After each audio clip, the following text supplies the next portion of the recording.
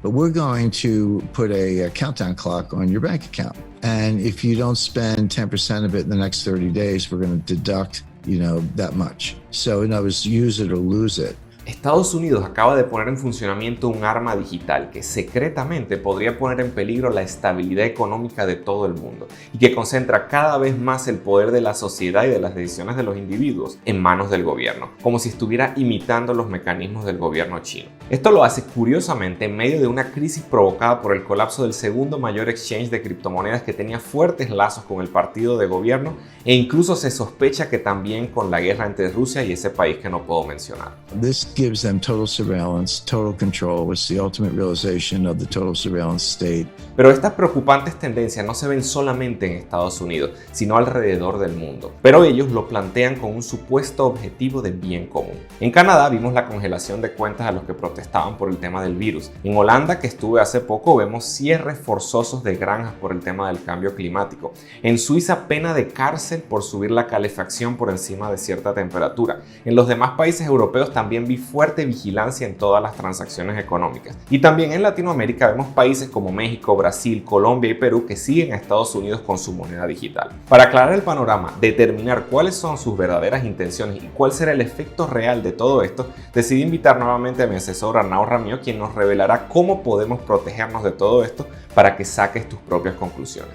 Y al final no olvides revisar la invitación que dejamos en el enlace debajo en la descripción. Es una pregunta complicada, ¿no? A ver, pienso que hay siempre una parte honesta, ¿no?, detrás de estas decisiones. Sí que al final lo que se intenta es muy difícil controlar una población, ¿no? Imagino. Y al final tienes que recurrir por normas un poco estrictas y dramáticas para conseguir ciertos comportamientos para el bien común. Y esto a veces puede ser difícil de comprender. Sí que es cierto que también hay que estar despiertos en cuanto esto es algo para el bien común o el exceso de control está siendo excesivo, ¿no? Incluso más de lo que debería ser. Sí, creo que es una discusión complicada, pero yo siempre, al venir también de la parte cripto, soy defensor, ¿no?, de la libertad y del derecho de cada uno de poder, al menos, operar financieramente libremente. Creo que hay ciertas decisiones que sí que son difíciles de juzgar, pero cuando ya nos vamos al terreno de las CBDCs, aquí sí que me pongo un poco más estricto, ¿no?, o un poco menos tolerante, porque al final, viendo la historia y viendo lo que tenemos a día de hoy como dinero, tener una versión digital del dinero que ya tenemos pone las cosas en una situación bastante crítica, ¿no? Porque ya si ahora el tipo de control monetario es excesivo y acabamos en situaciones de altísima inflación sin que nadie pueda evitarlo, sin que no sea consultado si estamos o no estamos de acuerdo con las políticas monetarias aplicadas, si hacemos que el dinero sea digital, la programabilidad, ¿no?, la opción de cobrar taxas, ¿no?, de hacerlo todo 100% como tú deseas que sea, el nivel de control, el nivel de la pérdida de privacidad del usuario, estamos entrando como a niveles máximos, ¿no? Nunca hemos tenido tal nivel de control. Y cuando tú puedes saber cada transacción, cada pequeño movimiento que hace una persona porque conoces todo su historial bancario, te puedes decir, tú que has ahorrado mucho, te permito gastar un poco más o te doy un tipo de interés más bajo porque sé perfectamente todo sobre ti. El nivel de control que se está queriendo llegar, a mí sí que me preocupa, al menos. Y pienso que, bueno, por mucho que crezcan las Central Banks Digital Currencies, ¿no?, al final siempre serán esto, serán monedas de un banco central. Y aquí la propuesta de Bitcoin sigue siendo muy firme. Así que es un tema complicado, pero que al menos cuando hablamos a nivel financiero sí que tengo bastante más claro que esto es preocupante y podría ser un problema.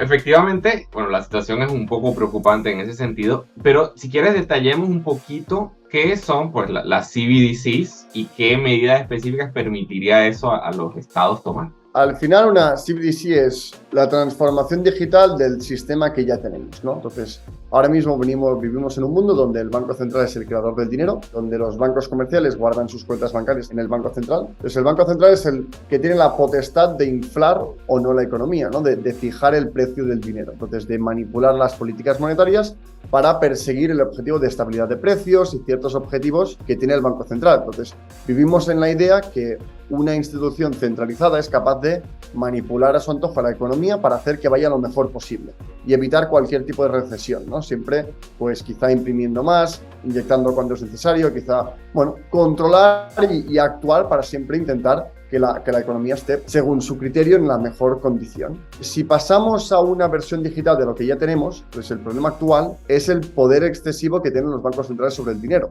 que al final tienen la potestad de imprimir más o elegir cuál es el valor del dinero en sí, ¿no? Eligen el tipo de interés. En los últimos 5 o 7 años, al menos, el tipo de interés ha sido prácticamente a cero, lo cual es bastante lógico que tendría unos efectos negativos, ¿no? Porque si tú estás impulsando la economía para que no caiga, este impulso excesivo acaba pues provocando una inflación excesiva, ¿no? Como tenemos ahora en muchísimos países. Este control, si nos fuéramos una era digital, sería mucho más exagerado. Tendría la potestad de programar los incentivos. Si yo puedo entender financieramente cada uno de los perfiles de las personas que viven en Europa, en el caso del Banco Central Europeo, puedo ofrecer mejores préstamos a aquellas personas que hacen lo que a mí me interesa. Puedo rechazar o bloquear el acceso al sistema financiero a aquellas personas que no me interesan tanto.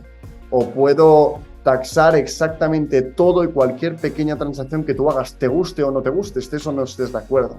Entonces, el nivel de control es que todo el dinero que tú vayas a usar, todo, está básicamente controlado por una entidad central porque es digital. Y todo lo que tú hagas, no tendrás ningún tipo de privacidad. Y si hay algo que tiene valor, es conocer tus flujos bancarios, no es conocer tu vida financiera. ¿Qué haces con tu dinero? Porque al final, ¿a qué le das valor tú? ¿A qué dedicas tu tiempo? ¿No? Con lo que tú generas, ¿qué haces con ese dinero? Y esto tiene muchísima información. Entonces, a nivel de privacidad también tenemos un problema. Y lo peor de todo es que, aparte de este control excesivo, que es preocupante, porque obviamente si todos queremos que todo se va a hacer bien, esto podría ser bueno, pero la historia nos demuestra que no suele ser así. Y creer que todo va a ir en este excesivo poder de control cuando podría ir justo lo contrario, creo que es preocupante, ¿no? No soluciona el problema. El problema real es que sigue habiendo un control excesivo. Entonces sigue habiendo la potestad de imprimir más y de que tu dinero, aquello que tú usas para guardar tu valor, se vea devaluado, se vea confiscado, se vea taxado, sin que puedas evitarlo. Y aquí es donde veo que las criptomonedas siguen destacando, ¿no? Entonces sí que habrá seguramente una mejora de fluidez de capital, será más eficiente, pero no habrá una mejora en lo que Bitcoin propone específicamente, ¿no? Que es dinero sólido, descentralizado y más seguro. Oye, ahí uno ve como las diferentes visiones al respecto de eso, porque claro, si tú ves los informes del Foro Económico Mundial y todo lo demás, es como que bueno, las CBDC, como solo ven la parte, vamos a decir, positiva de todo eso, a pesar de que sí, hablan ciertas cosas de la privacidad, que se pueden tomar ciertas medidas, pero la cosa es que tanto se puede confiar en los gobiernos, ya los políticos, para que tomen esas medidas de la forma que sería más, entre comillas, positiva en ese sentido, ¿no? Pero ahí yo veo como ese choque, o sea, por un lado estaba viendo videos de Jim Rickards, donde claro, está poniendo la cosa como que es lo peor que ha pasado jamás, y por otro lado está Raoul Pal, que él dice como, bueno, una visión un poco más, no sé si positiva, pero como de lo que va a pasar, o sea, esto es, y simplemente hay que aceptar eso, pero ¿cómo ves un poco ese enfrentamiento? Yo creo que también es un poco en la línea de lo que acabas de comentar. Tiene cosas muy malas que pueden ir muy mal. A pesar de que confiemos, el exceso de control y dominio pues puede tener malas consecuencias a largo plazo. No sabemos qué puede pasar, ¿no? Por otro lado, este nivel de programabilidad y de poder incentivar específicamente aquellos puntos de la economía que necesitan ayuda para tener un control más claro, entonces tiene tanto cosas buenas como cosas malas. Y al final, si vemos también las propuestas que están habiendo, son ideas interesantes, ¿no? Hay una posibilidad de que las monedas, las CBDCs, no sean de monedas específicas del euro digital, sino que vengan de canastas de dinero, ¿no? Y que tengamos una moneda global mucho más fácil de transaccionar y que cree una igualdad sin tantos cambios o tipos de cambio que complican tanto el comercio a nivel mundial. Por otro lado, veo que también tienen una alternativa, que es Bitcoin. Así que quieras o no, esta alternativa pone la presión de, oye, tienes que comportarte de una forma, tienes que ser respetuoso, ¿no? Como estás controlando el dinero, porque si no, la alternativa, cualquier persona puede saltar y cambiar, puede irse a Bitcoin, ¿no? Entonces, tener la alternativa obliga a tener que mejorar en cuanto a la gestión monetaria. Así que es difícil, me posiciono más en medio porque veo muchos riesgos, veo también ventajas, porque al final lo que tenemos a día de hoy sí que genera demasiada fricción para la economía que tenemos y hasta que no veamos el proceso, pues no lo veremos y por suerte siempre tendremos la alternativa, siempre. Esto al menos podemos estar seguros, Bitcoin seguirá aquí.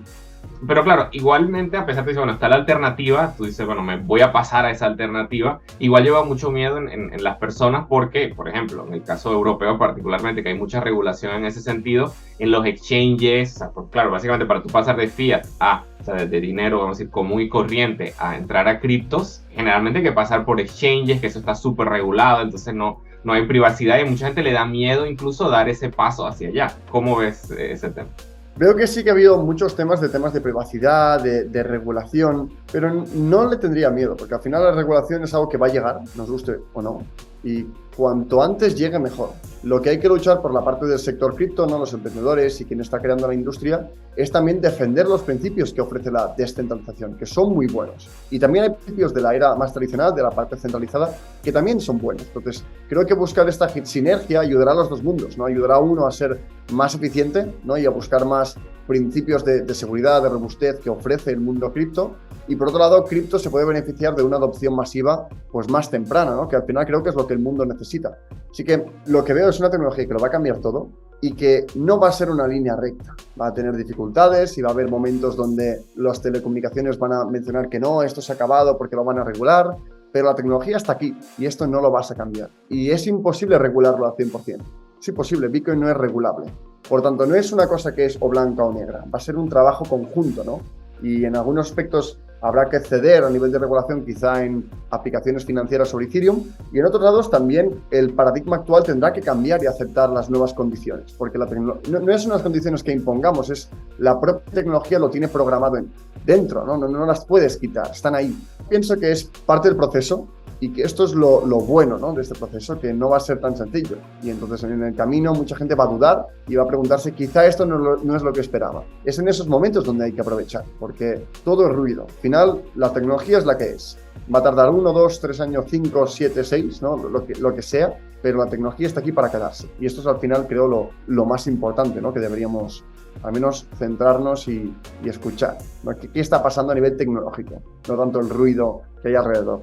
¿No? Y dentro de esas soluciones tecnológicas, digamos, por todo el tema de la privacidad que estamos diciendo, surgió esto de Tornado Cash, que ha sido todo un conflicto, ha habido mucho ruido justamente respecto a eso, por las decisiones pues, que tomaron el gobierno, pues, si no me equivoco, en Estados Unidos contra Tornado Cash. Pero eso es todo digamos, un debate. Igual siempre hay como dos posiciones. No, eso es totalmente necesario, otro sí, pero eso tiene unos peligros. ¿Qué puedes comentar de lo que pasó con Tornado Cash y lo que implica para el ecosistema? Básicamente, Tornado Cash es una DApp, es una aplicación financiera encima de Ethereum, por tanto es un programa que todo el mundo puede usar y que no es censurable. Y este programa te permite anonimizar tus criptomonedas. Entonces, la mayoría de gente que usa Tornado Cash lo usa para tener una vida más privada. Que si yo quiero comprarme un NFT y quiero hacerlo público, no quiero que todo el mundo pueda trazar hasta mis fondos y qué tengo y qué hago. Entonces, esta opción de privatizar tus fondos es muy lícita, ¿no? Que alguien que busque la privacidad es algo lícito. El problema es que también se ha usado para temas no tan lícitos. Entonces, una institución financiera de Estados Unidos prohibió o puso en la lista negra Tornado Cash. Y cualquier persona que haya interactuado con esta aplicación,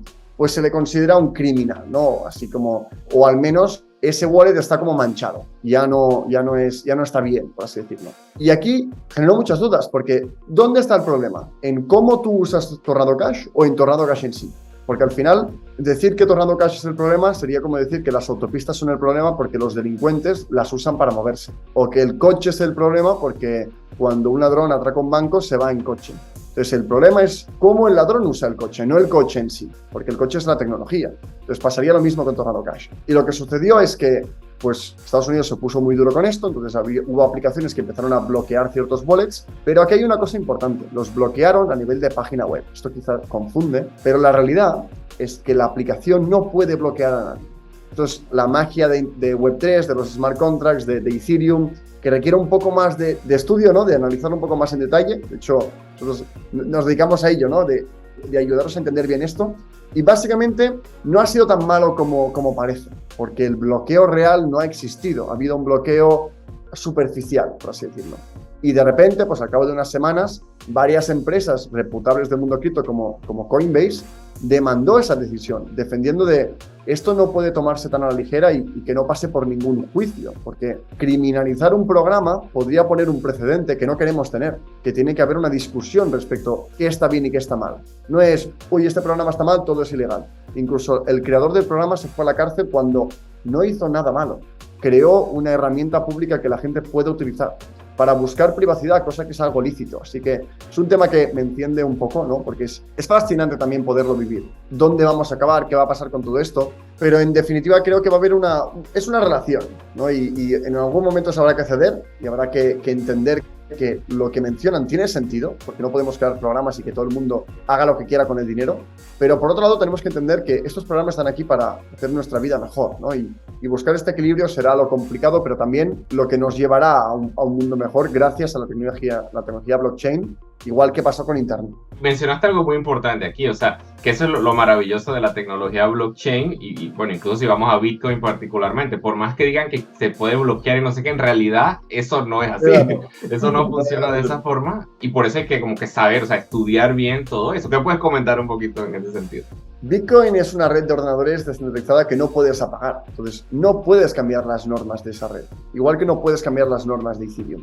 En Ethereum los contratos se pueden llegar, hay más margen de error, ¿no? Hay más margen para quizá aumentar el tipo de control, pero cuando hablamos de Bitcoin es que es infranqueable y esta es su propuesta de valor y siempre va a ser la misma, que esto es sólido, que esto es seguro, que puedes confiar en esta tecnología. Y quieras o no, pues la idea de un gobierno viniendo y diciendo no me gusta cambiarlo, no es posible. Entonces va a ser una relación donde entre los emprendedores que están creando cosas y la propia tecnología, pues buscar un punto intermedio. La opción de que el gobierno se plante y que diga hasta aquí, no será tan sencilla porque la tecnología puede pasar esta barrera aunque el gobierno diga que no. Entonces, si el gobierno es consciente de esto, tendrán que buscar pues una relación, ¿no? Y un punto de equilibrio en medio. Claro, el tema es cuando se empiezan a interrelacionar las empresas cripto con los gobiernos, como sucedió con el caso de FTX, que sufrió un colapso muy fuerte y dejó a muchísima gente desconfiada acerca de las criptomonedas de Bitcoin, sienten que no hay seguridad de colocar tu capital allí. Pero ¿qué lectura o qué análisis hace de esta situación? No hay que confundir el objeto de inversión con el sujeto de la inversión, ¿no? Entonces, tenemos Bitcoin, que es un activo. Bitcoin no le ha pasado nada. Bitcoin ha tenido volatilidad, pero no ha sido hackeado, no ha habido ningún robo, no te han quitado tus Bitcoins. Bitcoin sigue funcionando igual que el primer día. El problema es que ha habido una empresa que operaba en este mercado cripto, que permitía a gente comprar y vender criptomonedas y que te custodiaba tus criptomonedas si tú querías, entonces ellos te la guardaban. Este ha sido el problema, porque hay usuarios que han decidido que el exchange guarde sus criptomonedas y el exchange ha hecho un mal uso, ¿no? de esa confianza. FTX ha prestado el dinero de sus usuarios. Lo que acaba sucediendo es que ha prestado el dinero de sus usuarios a un fondo de inversión, el cual el propietario era también el propietario del fondo de inversión, y el fondo de inversión usaba como garantía, como aval, ¿no? Como promesa de devolver el pago, una criptomoneda que simplemente no tenía valor, que no valía nada. Entonces, el resultado final es que ese dinero que el exchange ha usado de sus usuarios, los usuarios ya no lo pueden retirar porque no está. Entonces, esta caída, que ha entrado en insolvencia, ¿no? Entonces no puede pagar su deuda, el propio exchange, ha hecho que haya toda esta difusión y bueno, un efecto muy negativo en el mercado. Porque es verdad que hemos tenido una situación muy dramática. Ha creado mucho impacto mediático, sobre todo por la posición mediática también de FTX, pero quería remarcar esto porque creo que hay gente que lo está confundiendo. La caída de FTX lo podríamos ver más como una oportunidad que como una señal de que el mercado está mal, porque cripto sigue funcionando igual de bien. No ha habido ningún hackeo en ninguna criptomoneda. Lo único que ha pasado es que ha habido una empresa que tenía operaciones en este mercado que ha acabado pues operando de una forma incorrecta. Y para aprender a hacer uso de estas tecnologías de forma sencilla, regístrate al entrenamiento gratuito de Arnau en el enlace debajo en la descripción. Yo lo estoy haciendo también. Y para descubrir el plan de control global que va más allá del dinero, mira el siguiente video. Y suscríbete al canal. Soy Gabriel González Florentino, el economista y youtuber. Y recuerda que todo sistema tiene su método. Y el método funciona.